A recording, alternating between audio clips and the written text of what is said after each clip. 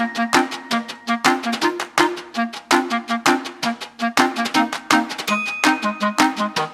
y'all, if you watched my last video, I shared 15 kid-friendly vegan recipes that are wholesome, plant-based, colorful, delicious. Your kids will love them and your whole family will love them. But in this video, I'm actually gonna share some more tips. So this is a two-parter. This is part 2 of my last video. I wanna share tips with you for how you can actually make your children good eaters. I know my baby Jay, is an amazing eater. She'll eat all of the vegetables, all of the fruits, the nuts, the grains, the beans. She'll eat it all, but that's not by accident. I actually had to be very conscious about what I fed her and how I fed her to make sure that she ended up like how she is today. And it's great. She has lots of energy, she's thriving, and I'm sure your kids are too. But as parents, we always want the best for our children. And I know if your child isn't already eating a healthy, balanced diet, I know that's something that you want. If you didn't want that, you wouldn't be watching this video. So in this video, I'm going to share with you how you can make that happen. Number one tip, and one of the most important, is to start early. As soon as you start introducing solids, introduce fruits and vegetables, and they should be the biggest focus of that introduction to solids, not rice cereal and processed foods like that. Fresh fruits and vegetables. Steam the vegetables and puree them, or puree the fruits. You can also buy little tools, like there's almost like a ring thingy where you can put pieces of fruit inside. It's like a little silicone thing, and put the fruit in it and the kid can chew on it, and you don't have to blend it up yourself, but the kid also can't get a whole grape or blueberry or blackberry in their throat and choke on it. Look it up. It works. Baby Jay loved those things. The most important tip is to be a good example for your child. If you're eating junk food and you're expecting them to eat healthy, that ain't gonna work. No, you're gonna have to also do it if you expect them to do it. So you might have to change yourself before you can expect to change your child. Don't feed your kids separate meals. For example, if you're going to have one meal and the kid insists on having just, wheat pasta with butter, don't give in. Now, that's complicated. You might have to give in because you've already trained your child that it's okay for you to just have wheat pasta with butter and nothing else for dinner. You're gonna have to work on that. However, when you're starting early, like just from birth or just from the new introduction to solids, make sure you're not giving your children separate kids' meals that are devoid of spice, texture, flavor, all the stuff that make them an actual good eater. Hide vegetables in moderation. Parents always want to know, how can I hide spinach in this? How can I hide this and that? Really? I don't think it's that important to be hiding food. I think the bigger priority should be making sure that your child has a wide enough palate so they will enjoy those foods in their natural state, or, not being hidden. So if you want your child to eat spinach, ideally you'll get them to the place where they can enjoy spinach and actually look at it and say, that is spinach. You don't want to coddle to your kids their whole lives, because when they're not with you, they won't realize that they've been eating those foods all along, and they might think they still don't like them. I make at least a third of Baby Jay's meal a vegetable. And sometimes, like if she's eating pasta, she's gonna pick out all of the pasta and leave the vegetables to the very end, and she might not even have the space to eat them because she's not hungry anymore. So another trick around that is to give them the vegetables first. So if I'm making pasta with broccoli and peas and carrots and peppers, I'm going to cook the whole thing together, and then I'll just kind of scoop out the vegetables, give that to her in a bowl, and we'll sit and have our dinner. She will eat all the vegetables, and then likely, but not too many because I don't want to spoil her appetite, just like about a third of the entire meal. She'll eat that, she'll still be hungry, and then I'll give her the pasta along with some more vegetables just in case she wants to eat them.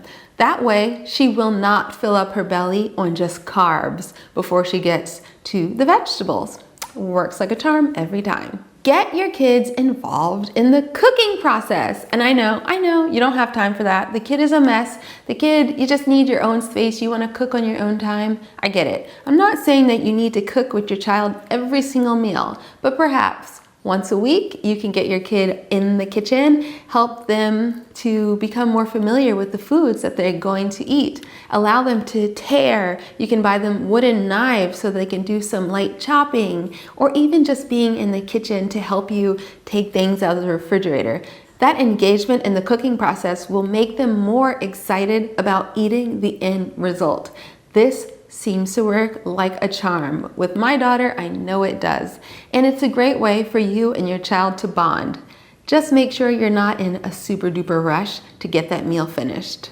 And while we're talking about introducing new flavors and getting your kids involved, I highly recommend encouraging your child to try the new texture, the new food, the new flavor, even if they don't think they're gonna like it. Here's how this should go. I don't want that food. Have you had it before? How do you know you're not gonna like it? I just know. But have you ever tasted it before? No. All right, so why don't you give it a try?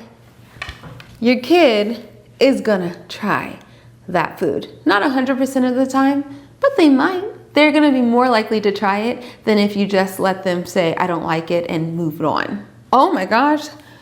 Oh, Lord have mercy. Now, this is an important one, and this is a PSA to you, parents, as well, because you might have to change your ways to stick to this little tip. But the tip is, just don't give your child junk food. Just don't. They don't need to know it exists. They don't need to eat that stuff. Now, I know the grandparents and great-grandmas are going to say, well, they have to eat McDonald's sometimes.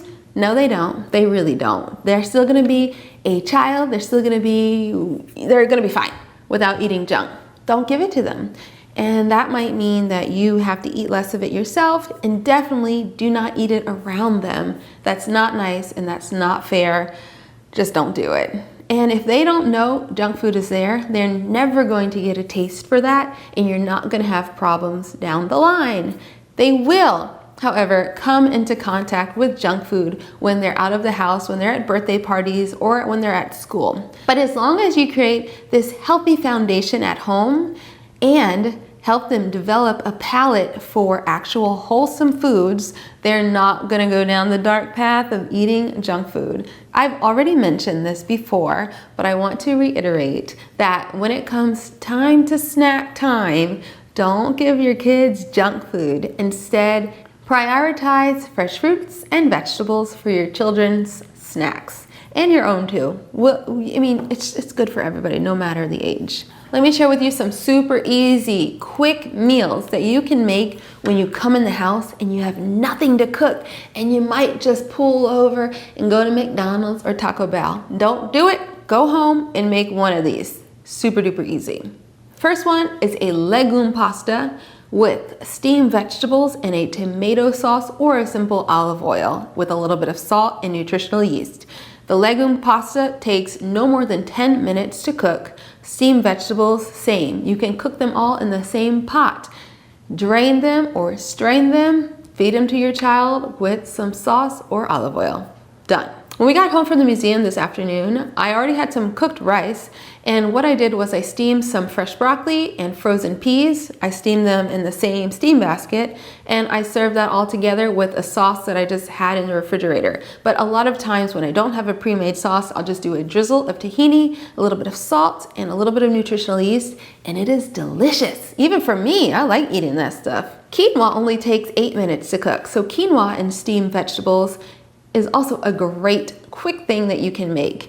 Another way to make it even faster, always have a cooked grain, at least one cooked grain, in your refrigerator. Lastly, avocado toast. Most kids like avocado toast, and you can make it really healthy. I like to use Ezekiel bread as the toasting bread because it's higher in fiber and protein and all sorts of vitamins and minerals. And I top it with regular old avocado, but I also add beans to it. The beans are just a great way to add even more nutrients to a very simple avocado toast.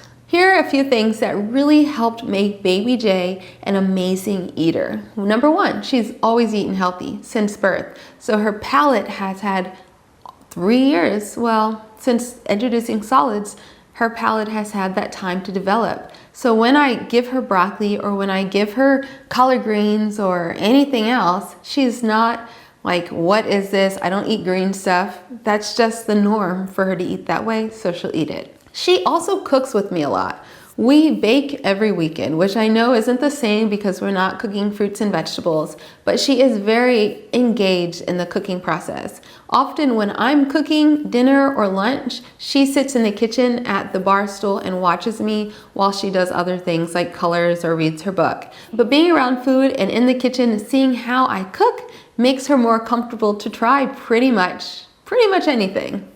I serve her food in a way that she can best enjoy it. I understand that children are often like really picky about textures, and that's okay. I don't want to over coddle her and say, oh, you don't like spinach texture, so you'll never eat spinach. I just make sure to serve her spinach in a way that she likes best. And she actually likes spinach anyway, so that's a terrible example. But one food that she doesn't love in its whole form, mushrooms. However, if you slice them really thin or if you chop them up, but if you serve them certain ways, like on avocado toast or in her tofu scramble, she will tear them up. Or if you mince them. You can pretty much mince anything and my child will eat it. Pretty much any vegetable, anything. I am a great example. So she sees what I eat. I never waver. This is literally just how I eat. And that's how our family eats. And so why should she feel like she should be eating any other way? And lastly, I encourage her to try new foods that she's never come into contact with. Even sometimes she thinks she doesn't like something anymore that she's already had, maybe because I've cooked it in a different way. But I encourage her with kindness and with patience to just give it a try. And if you don't like it, that's okay. But at least you should give it a try.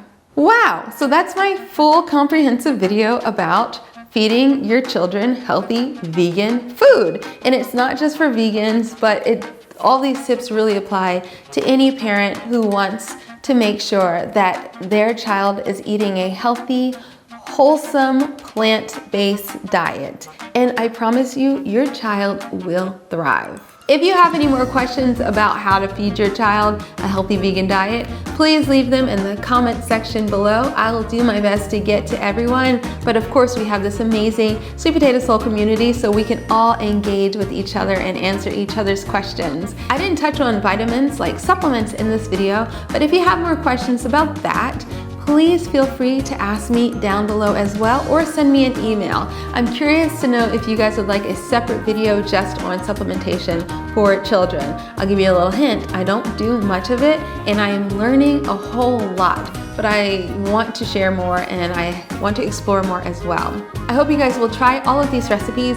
I'm going to have the blog post with all of these recipes linked down below, so check it out and let me know how it works for you. Let me know if your children love these recipes. I think they will. Actually, no, I know they will. It might take a little time if they haven't already been eating a wholesome plant-based diet, but in the end, they're gonna love them and you all are gonna be so happy. You're all gonna thrive because of it. So that's it.